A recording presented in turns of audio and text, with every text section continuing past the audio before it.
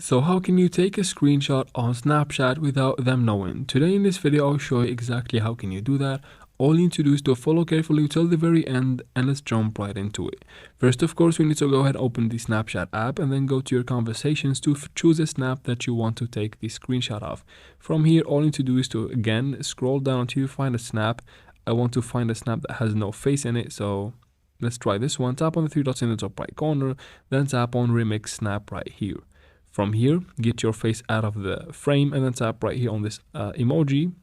From here, take the snap by tapping here, taking the picture. Now minimize it a little bit right there and take this screenshot like you normally would by tapping the power button and the volume down button.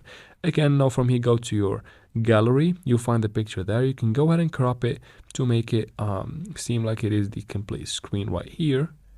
And then save it, and there we go, guys. I hope this video is helpful. If it was, please like and comment down below. Don't forget to subscribe for future videos like this one, and thank you very much for watching.